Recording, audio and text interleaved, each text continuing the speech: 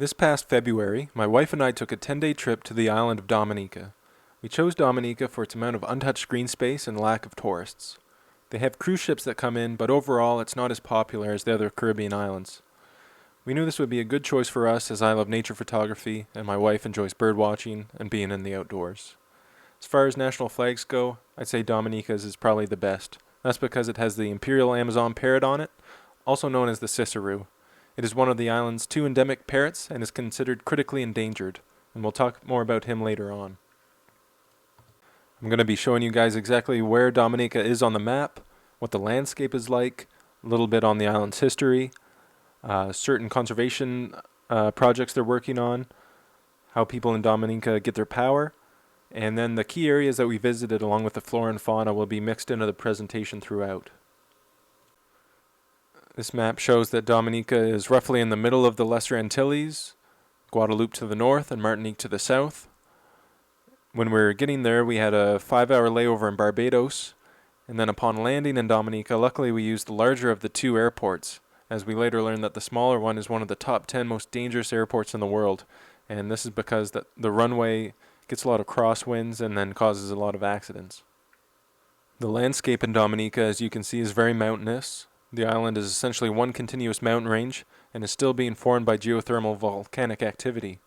It has the second largest hot spring in the world called the Boiling Lake, and we were originally going to make the 6-hour hike to the Boiling Lake, but when we were there they told us that it wasn't very active and might not be worth the trip. Also, my wife and I were having trouble adjusting to the heat, so we thought we would just stick to shorter hikes. For the most part, people live along the coast where relatively flat areas occur. Here you can see just how mountainous Dominica is, and that all the major towns and villages occur along the coasts. You have the Caribbean Sea to the west and Atlantic Ocean to the east. And the highest point on the island is just over 1,400 meters tall. So those of us in New Brunswick and eastern Canada, eastern United States, that mountain is almost as tall as Mount Katahdin in Maine. This is an example of a village occurring further inland. You see Trafalgar at the base of that mountain, and another smaller village on top of the ridge. The northern part of the island doesn't get quite as much rain, can be a bit more dry, so as this photo shows, there are some barren areas in the landscape.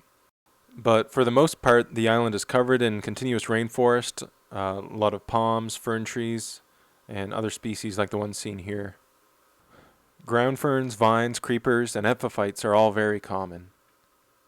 Dominica has many great waterfalls. This is one of 2 at Trafalgar. The little white dot you see there beside the waterfall is someone's drone. I'm sure you got some great shots. I was tempted to bring mine as well, but I didn't want to deal with all the extra hassle. The locals call this waterfall the Mother, and the larger waterfall to the left, the Father. This is Middleham Falls. It's the highest waterfall on the island, and it takes about 45 minutes to hike there from the trailhead, or a little bit longer if you tend to take a lot of photos like I do. This is the same waterfall, just showing the pool and the lower part of the falls. This is a slow exposure that I took at 5 seconds using a neutral density filter. Being a relatively small island, the coastline is a big part of Dominica's landscape. There isn't much for sandy beaches there. Most of them are rocky like this one. Dominica also has some of the best coral reef in the Caribbean, so many tourists are drawn here for the snorkeling and the scuba diving. We went snorkeling at 3 different locations on the island: Scott's Head, Bubble Beach, and Champagne Reef. The latter 2 locations both have streams of bubbles that come up from the ocean floor. These are caused by escaped gases from the geothermal springs, and when you swim over them or through them, you can tell just how warm they are. Development on Dominica occurs very slowly thanks to the mountainous landscape. This is the main reason why the island still has so much green space. The rugged terrain also saved the island and the indigenous Carib natives from early settlement. Christopher Columbus first found the island, but did not land. He just named the island and then kept going on his way. Soon after, the Spanish failed to settle the island and were pushed out by the natives. The French then claimed the island, but did not physically occupy it, and the French and English agreed that Dominica should not be settled and be left to the Caribs as neutral territory. But after exploiting other islands, the French then came back and began harvesting timber, and it officially became a French colony. Many African slaves were then brought over to work in the sugarcane and coffee plantations, and eventually the island was taken over by the British, which is why it's now an English-speaking country. As for conservation projects, Dominica has its parrot program, which aids in research and public awareness for both endemic parrots. They also have the mountain chicken recovery program, and the mountain chicken is actually a very large frog. It's critically endangered, mostly because of a fungal disease, and it was kind of funny, we didn't know that this was a frog right off the bat, and some of the locals thought it was funny that we didn't know what it was. We just pictured this, a mountain chicken and a big, all this stuff to try to preserve it. Dominica also has several large forest reserves, parks, and the Watakabuli Trail System. The Watakabuli goes from one end of the island to the other. You can hike it in segments or do it all at once, but that's extremely difficult to do so. People often say it's some of the hardest hiking they've ever done, as it's so mountainous. We met one American who was there for about 30 days backpacking by himself, and he didn't take a whole lot of food with him. He didn't have much of a budget, and he largely lived off of coconuts and other, fruits and nuts that he could forage for. This map shows the two major forest reserves as well as the large national park in the south, and if you were to add up these three areas, it looks like, a third of the country might already be protected. For energy, 35 to 45% of the island's power comes from hydro. They use the mountains to their advantage. As you can see in this photo, they send water down these pipes at high speeds into the turbine plants. And what I thought was neat was some of the pipes that are on more flat areas, they're actually made of wood, locally sourced wood. And the rest of the power in Dominica comes from diesel generators as well as some from solar. And in the not too distant future, they will have geothermal. They're just waiting on some more funding. Roseau is the capital of Dominica, and this is where we stayed. As you can see, it's not overly large, but it's probably the flattest area on the island. Just about every other day there would be cruise ships in, and luckily my wife Janica knew the cruise ship schedule ahead of time, and we were able to plan our outings in such a way to avoid the big crowds. This was our home base, the Fort Young Hotel. As you can see, it's been renovated a few times since it was actually a fort. This is the nice view we had from the hotel's dock. Some nights we would sit out here and read or take time lapses of the sunsets. The botanical gardens in Roseau were only about a 10-minute walk from our hotel. The gardens had many native and imported plants. This photo is one of the banana trees with a flower there. This is the first bird that I was really excited to see, and it's the green heron. The lighting up in the tree, of course, wasn't great, and the heron remained in the tree until it flew off. But we did get a chance to see it again on our way back through the park, and this time it was down on the grass. I was taking some shots of it. That is until one of the many roaming dogs came up and scared the heron away. But I'm thinking the dog was a bit more interested in us as it kept running right over. Janica then gave the dog some love, something it probably doesn't get a whole lot of. And this is the point of the trip where Janica caught fleas. And just for size comparison, here's Janica standing under some very large palm fronds in the gardens. Talking about the gardens kind of makes a good segue into reptiles, as we saw many of the crested anole here. Dominica has two main species of anole lizards. On the left, we have the invasive crested anole, and on the right, we have the native zandole. There are 4 subspecies of this lizard. This individual is a male displaying its throat fan, and in this case he would be doing so to protect his territory, but it can also be used as a mating display. The invasive crested anole was likely introduced in the year 2000 from Puerto Rico, and since then has outcompeted and displaced the native zandole to higher elevations. These two lizards are distinguished by coloration and snout shape. The crested anoles tend to be more drab in color, being brown, gray, or even black, while the native zandole have brighter colors and bright spots like this one does. The invasive crested anole have a bit more of a snubbish nose, while the zandole have pointed, longer noses. This is the same individual native zandole as the previous slide, although he does look a bit more relaxed here. The majority of the lizards we saw on the island, however, were the invasive crested anole. This photo, along with the next 3 slides, will all be what I believe to be the invasive crested anole. For this shot I used a flash, and the key to using flash in daylight wildlife photography is to make it look like no flash was used at all. The reason why I use flash is to create a fill light or create a catch light in the eyeball of your subject. You can tell I used one in this photo, but it's not too bad. I caught this one in mid-molt. Their skin falls off in pieces, and the molting process can take up to a couple days or even weeks. This one had a nice little vantage point and was looking rather proud. He's likely keeping an eye out for insects down below.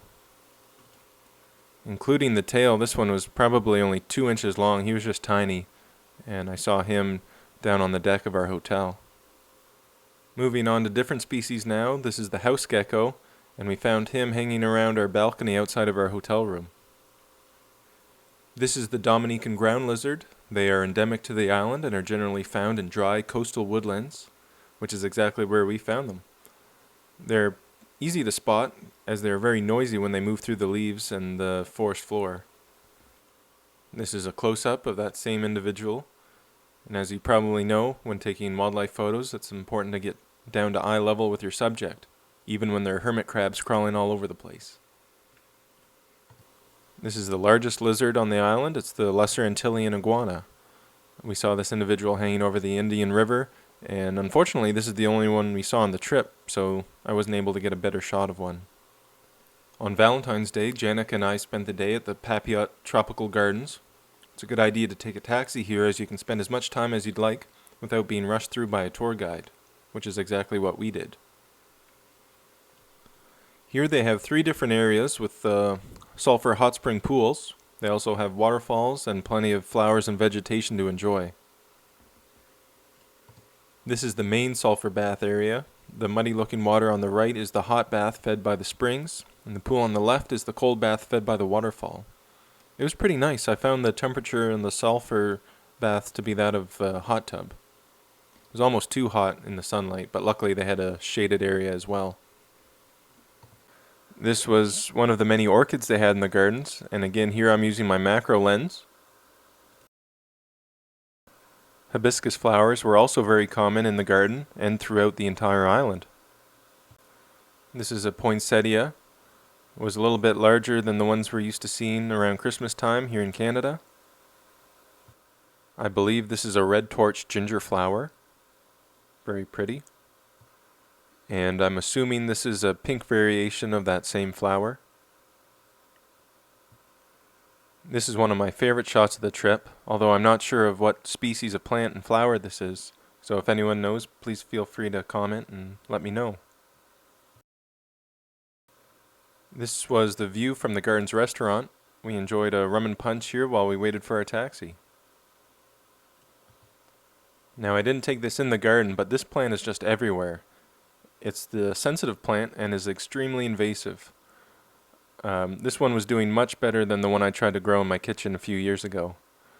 And the purple flowers you see on the bottom are actually that of a vine, but the smaller pink flowers and then the brown pod structures near the top, they belong to the sensitive plant.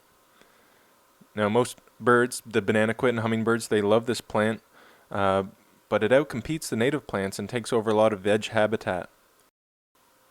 One day of our trip was spent on a private birding tour with Dr. Bertrand. He drove us around in his private vehicle, showing us many different species of birds. The best location we visited was the Syndicate Trail in the Northern Forest Reserve. There they had a lot of old-growth rainforest, as well as both endemic parrot species. That's Dr. Bertrand on the right there doing some spotting.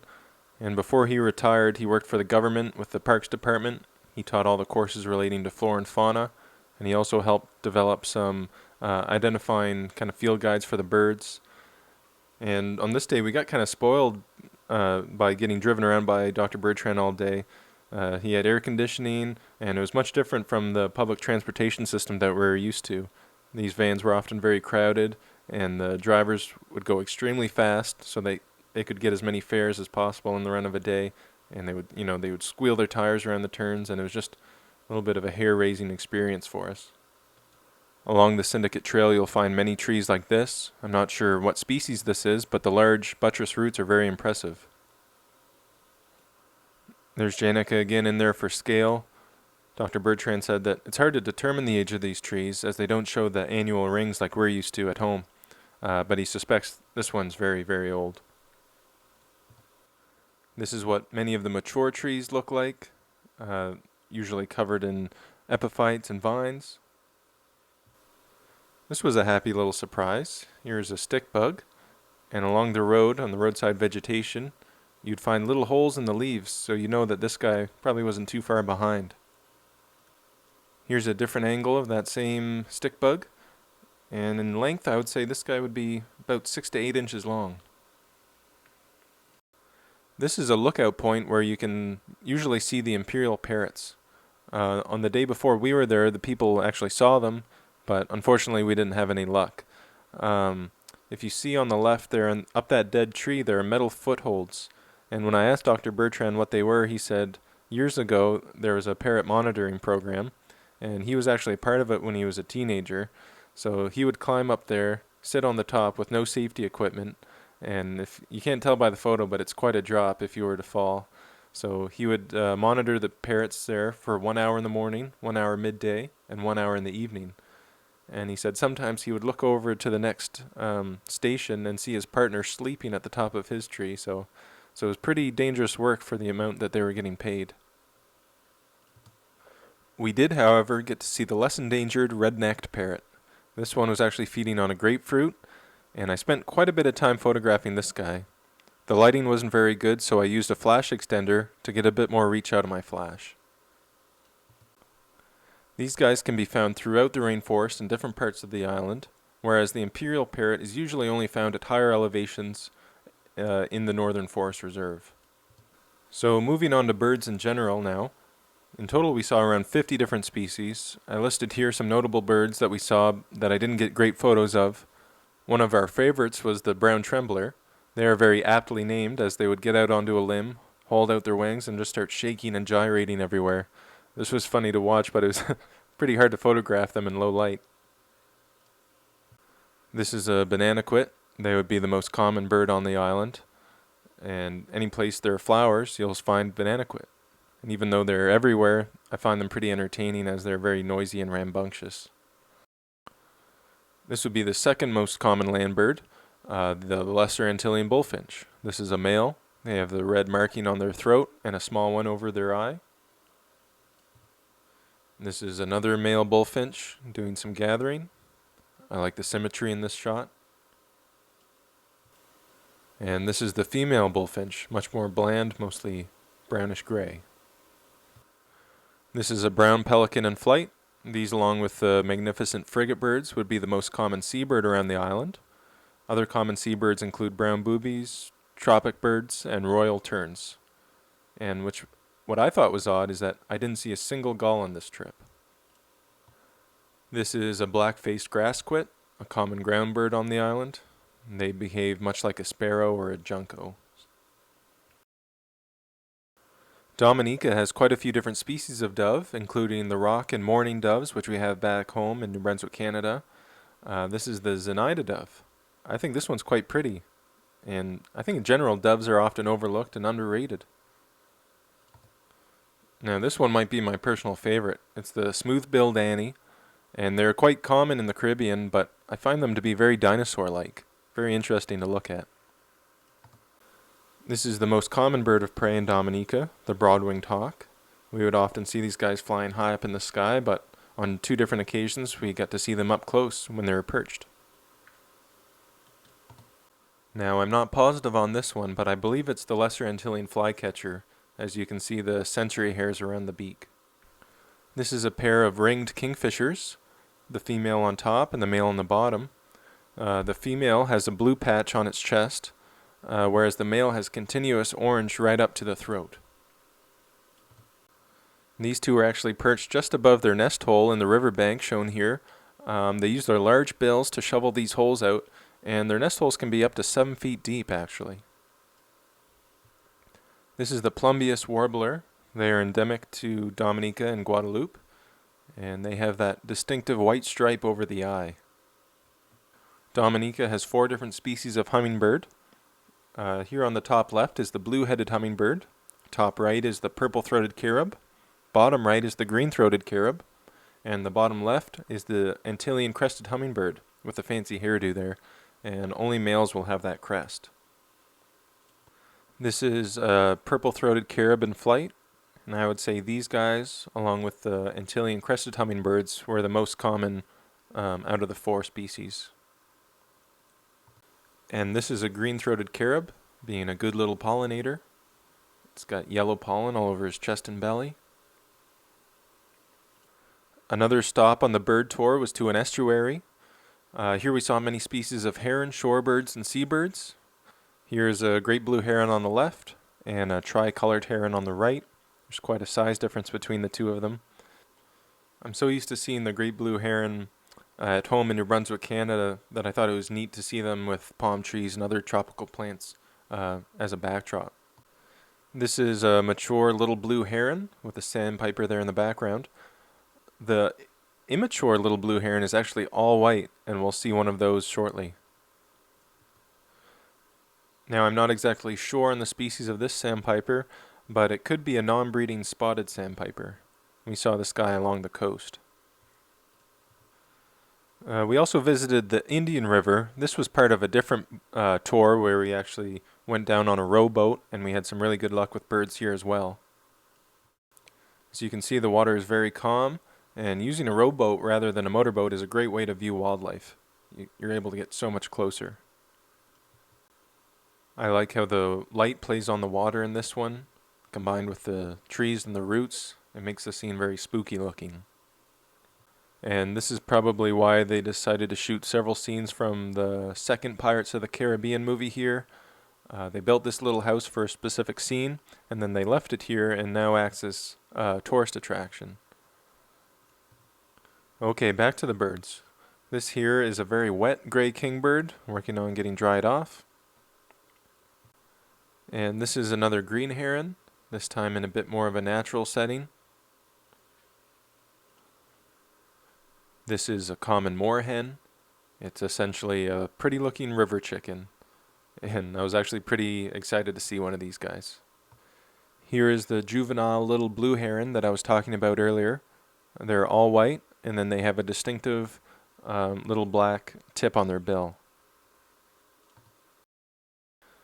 Now again, I'm not sure about this one, but I think this is an immature snowy egret, which could also be another immature little blue heron. They're commonly mistaken for one another, but I'm leaning towards a snowy egret on this one because of the shape of the bill and the amount of darkness on the bill. The snowy egrets typically have a darker and longer, more slender bill. This was another highlight of the trip, seeing the yellow-crowned night heron. The sun was just starting to go down, and this guy came off the nest and kind of struck a pose, and I was able to get some decent shots of him. They feed mainly on crabs. This is a hermit crab, but the night heron would also feed on the much larger land crabs that live along the river banks, and we would find crab shells and pieces all over the place. And finally, for mammals, different species of whale and dolphin frequent the waters around Dominica, but the sperm whale is the most well-known and most common. 2 sperm whales are pictured here, and you can see that they don't have a very prominent dorsal fin. For land mammals, Dominica has several species of rodents. They have rats, which is the main prey of the boa constrictor. They have agouti and opossum, which frequently become roadkill. And they also have close to 10 species of bats, one of which actually catches fish. I thought that was pretty cool. These photos are from a whale watching tour we went on, and it was actually pretty convenient. We were able to get on the boat from the dock right from our hotel, and we were out on the water for about 3 hours and saw 3 individual sperm whales and then headed back. This picture is of one of those sperm whales showing its tail before doing a terminal dive. Okay guys, that's it. If you have any questions or notice that I made a mistake, please let me know in the comments below. Or if you didn't like the sound of my voice, you can tell me to shut up and go do something else. Alright, thanks everybody. Bye.